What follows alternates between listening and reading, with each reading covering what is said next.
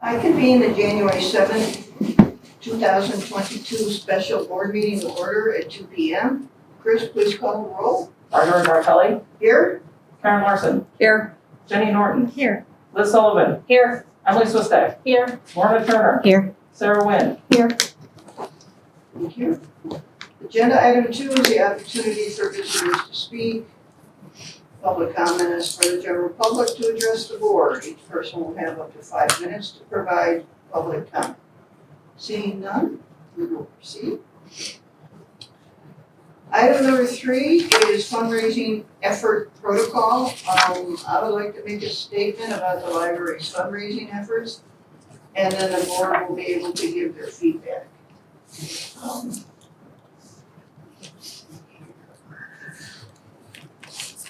I'd like to begin by stating that the preliminary work that the Advocacy and Outreach Committee regarding the Lisle fundraising effort has been wonderful. I think it will help if I summarize some of the work up to this point so we can have a clear picture of the road ahead regarding this effort. The committee had productive discussions about how to best capture donations during the fast approaching holiday season. The committee agreed to a first tier list of potential donors that would receive a solicitation letter signed by the president and the director. The board approved of this general effort on December 15th. 163 letters were mailed 3 days before Christmas. This first run of letters were hand-signed, hand-addressed, hand-stuffed with a return envelope, and hand-stamped. It took a lot of effort and time to ensure that each letter was handled properly. The Advocacy and Outreach Committee has also discussed other potential donor lists and determined that if a second tier was needed, that we'd circle back to discuss appropriate recipients of the donation letter and when to potentially send these letters. On December 29th, the Personnel and Policy Committee met and discussed revising Policy 735, Donations and Gifts. During this productive meeting, important points were made in reference to fundraising and protocol.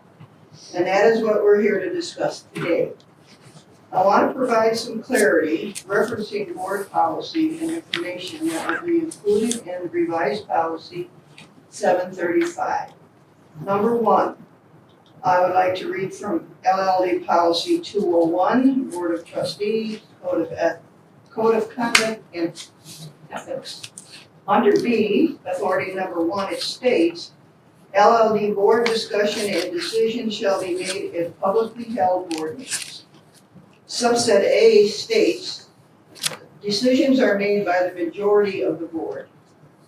Subset B states, trustees shall abide by majority decisions of the board while retaining the right to seek change through ethical and constructive channels. Subset C states, an individual board member has no authority to determine policy, give direction, or to speak for the board unless specifically authorized to do so by official board action. I wanted to read these aloud because it's important that we remember that the board acts as one body. The board approved of the fundraising effort as a whole in that the board approved of the campaign for a Lisle installation. A letter was wordsmithed by trustees. The board understood there was a preliminary list of recipients and that the letters would go out before Christmas. However, specifics regarding further expansion of the effort were not laid out due to the holiday time constraints. Number 2, I want to discuss the specifics regarding fundraising for any purpose.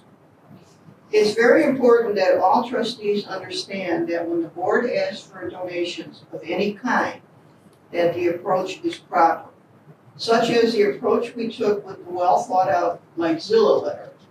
It's also very important that we reach out to appropriate recipients and that the board is in agreement with who should be included in such a list and how people will be informed and when the outreach occurs. Number 3, it is also important that the board understand our institutional status regarding the receipt of donations. The LLD is a tax-exempt public library. Public library districts in Illinois are considered political subdivisions by the IRS that may receive and administer donations for the benefit of the public without having to file as a 501c3 organization. Under Illinois library law, any person or group of persons may make donations for the benefit of the library district. The LLD encourages donors to consult with their legal and/or financial advisors for any tax purposes. The library tracks donations and gifts via the gifts account line under revenues in the monthly financials. Staff will also keep an internal record of the donations for the Lisle installation. And lastly, I want to state for clarity that the library may solicit donations for specific purposes or projects, and that individual trustees may not solicitations or fundraise on their own without specific board approval.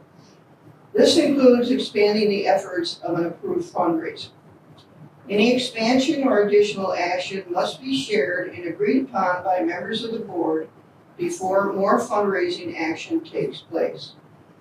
At the December 15th board meeting, it was mentioned that any furtherance of this effort would be discussed in committee and brought to the board. It was also mentioned that the fundraiser could extend for months. It is understood that individual trustees may have important relationships with other community members, are part of various clubs, and may have great contacts, but all fundraising activities must be done with the board's full understanding. All parts of a fundraising effort, including next steps or waves or tiers of a specific effort. The library's good name and reputation are at stake. We are all a part of this effort, and a new or additional activity is to take place. The board must first understand the specifics before they occur.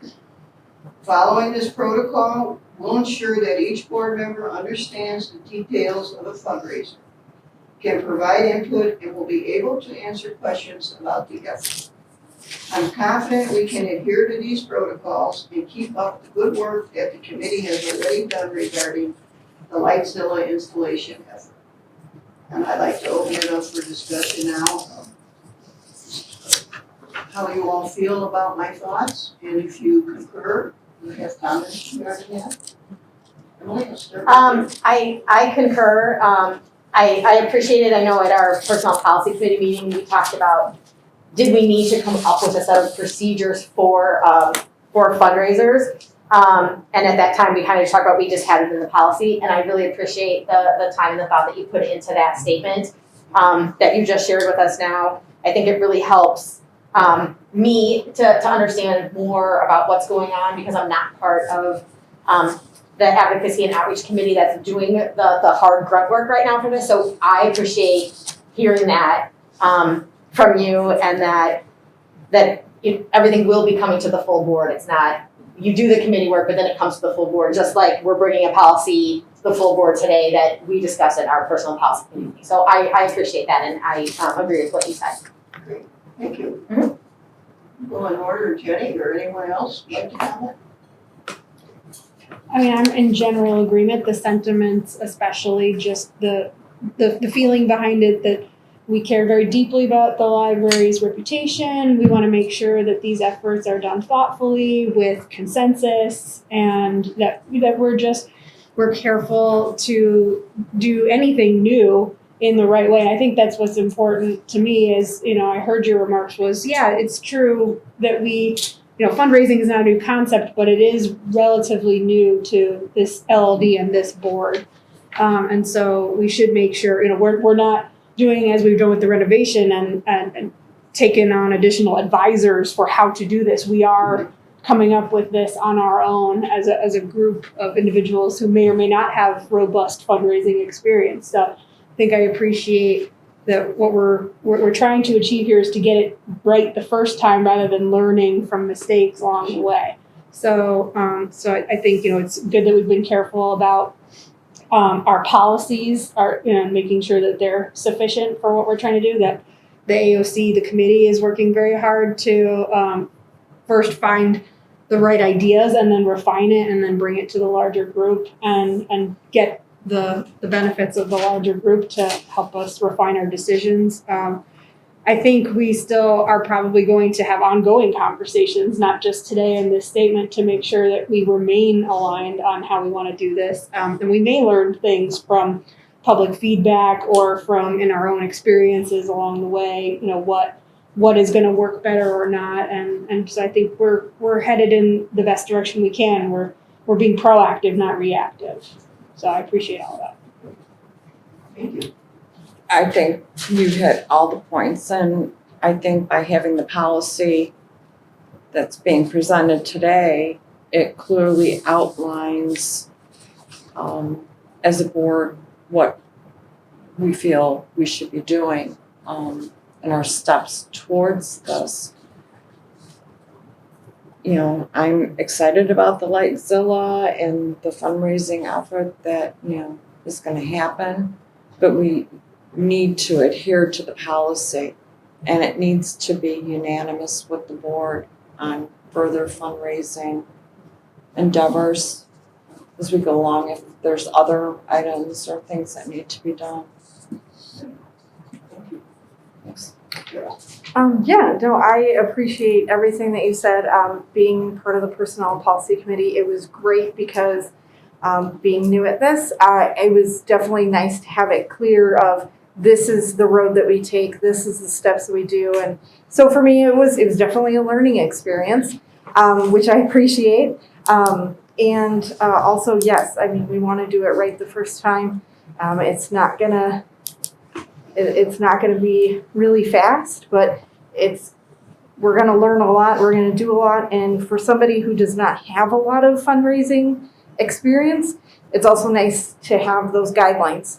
They're clear, there's nothing really to question, I guess, on my part. So for me, I mean, I'm just excited as well to continue this and just to see, how we can do it, what we can do, and as a board, just to do it as a group. So, Thank you. Liz?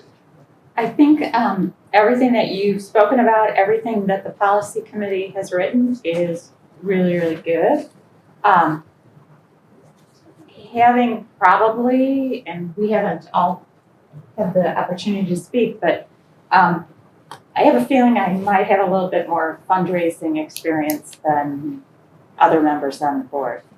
I've done my classes, grant writing and crowdfunding for public libraries.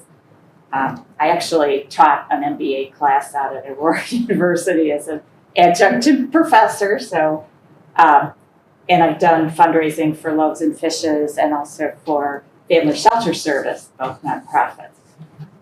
So I might have been a little bit overzealous. I have a lot of contacts in the community, and the minute we said go on fundraising, a lot of them said, "Hey, I'm interested. Tell me more." So I apologize to the board for that. So I think this cleared up a lot of things. And I also put together a presentation that if you guys want to stay and hear, that's great. Or maybe if you just want to have Tatiana send you a copy of it, that's great. It accumulates years of knowledge. Plus, in the last month, I read over 20 articles, and I can give you the bibliography if you like. And I probably sat on a webinar a week just to summarize things. So, and I think it'll help us kind of level set as to where we go from here. Totally appreciate this. And I think it'll help us. One of the goals, I think, and I hope to gain everybody's kind of like agreement, is for us to kind of map out, this is what we plan to do in the next year. Knowing that as we make a plan, it's going to change umpteen times. But at least to have goals and a plan and say, let's put a stake in the ground, and then let's get board approval for that stake, and then have us report on it monthly and say, okay, now we need to change it. That's what I'm hoping we can do. And I see a lot of heads nodding, so I think we're in the right direction. Thank you. And I concur with everything that's been said. I think we should go forward as a united board. And I think we sometimes have to step back and not be reactionary to some of these emails we will be getting. Obviously, the people who are negative are going to be sending these emails. And so I think we should all be careful. We take a step back and take a deep breath and talk to others on the board as to how the response is. And I think you did an excellent job today, the two of you, as far as responding to those emails. Well, I saw it, yeah. So I'm good. Thank you. Great. We can move on to agenda item 4, LLD policy 735, donations and gifts. May I have a motion to approve in a second, and then the director can provide an explanation. I move to approve LLD policy 735, donations and gifts. Approval of revisions to LLD policy 735, donations and gifts. I will second. Discussion? I'll just recap really quickly, that's okay. Obviously, because the board has launched this new fundraising effort, it was important that 735 be reviewed again. It hasn't been updated since 2013, but the Personnel Policy Committee did really good work revising the policy draft that was discussed on December 29th. The draft in the packet contains the red and green text, those are the edits, and the green being the most recent. And then there's also a clean version in the packet for easier reading. Obviously, the Personnel Policy Committee added much better language and also included information about the library's status as a tax-exempt institution, as well as our donation status per the Illinois compiled statutes. Any questions? On policy? It's all been read.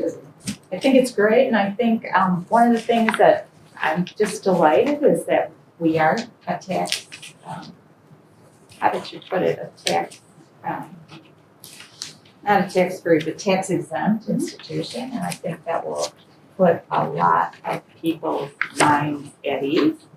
Because I just think that's great that you guys did the research to find that out. Tatiana, as far as the appendix here, with the charitable contributions to government. Oh, yes. Okay, I see on the letter that you, on page 8 of this packet. So the notation at the bottom, Yes. that's basically summarizing what's contained in this appendix as far as what is. Yeah, that was provided, I mean, that's the next agenda item, but Sikich provided that, and so they helped us with the portion at the bottom of the letter. Okay, yeah. And that covers our responsibility to inform them. Yes. We don't have to do this, No, but it's really it's a courtesy that we provide this, so if anyone. no, I totally agree. And we did get some questions on our initial donation. Yes, we received a question from a resident who sent an email to us asking about Right. if, are we a 501c3? We are not. However, there are avenues we can take if they can only donate to a 501c3, and that is in the policy that we're trying to approve right now. And then we are also, I have to say this always, we are not here to provide tax advice or financial advice, but even though we are not a 501c3, donations can be tax deductible. You just have to see your financial advisor about how to do that. Any other questions or discussion? Chris, will call the roll, please? Lisle, Aye. Karen Larson, Aye. Jenny Norton. Aye. Liz Sullivan. Aye. Lorna Turner. Aye. Sarah Wynn. Aye. Marjorie Bartelli. Aye. Motion passes. Thank you, great policy. Sorry, I have to leave. I think I'm good. Okay, This is the time crunch for me to get to this. may we proceed? Yes, go ahead. I'm good. I read everything. I'm good. I trust the rest of the board. Bye. Thank you. Agenda item 5, thank you responses, action required. We will authorize Director Weinstein to send thank you responses to donors.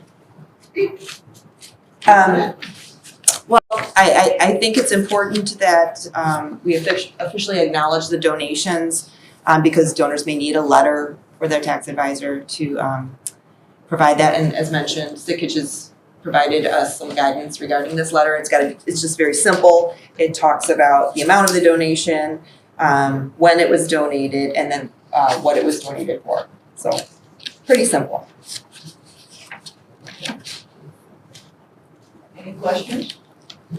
My only comment is, since it's the end of the year, somebody may want to have it into 2021 tax return, or you may want to flip it over to 2002. So we can do it on the date of receipt? Yes. Okay. Our receipt, correct? And Yes, we are just documenting when it was received. Yes. Okay. Anyone else? Chris? We need a motion. You need a motion. Oh, need a motion. I'm very sorry. I move to authorize the director to send thank you responses to donors. I second the motion. Lorna, you were second? Mhm. Okay. Now, Well, can we just, sorry, it's one tiny part of discussion, if it's okay. I think the letter is great. I'm curious, because I don't know. The sentence, all donations will contribute to the project. I can think of three things that could possibly happen at the end of this fundraising, right? Either the exact amount that is needed for the project is the exact amount that we fundraise, or it's more or it's less. And I just don't know what the plan is, if it's more or it's less than that exact. So And yeah, please, if there's already a plan. in the donation letter that went out, it does state that donations will benefit the installation and the youth services department. Okay. So if it were to it goes go, over. yeah, if it goes over, we would purchase books or, digital content and that's why I think the committee and the board is taking a measured approach to soliciting for donations. So we do try to hit that mark. And if we go a little over, we would still contribute to the youth services department. Okay. You're welcome. Liz Sullivan, Aye. Lorna Turner, Aye. Karen Larson, Aye. Jenny Norton, Aye. Sarah Wynn, Aye. Marjorie Bartelli. aye. Motion passes. Agenda item 6 is to adjourn. May I have a motion and a second? I move to adjourn. I second it. All in favor? Aye. Meeting adjourned at 2:22 p.m.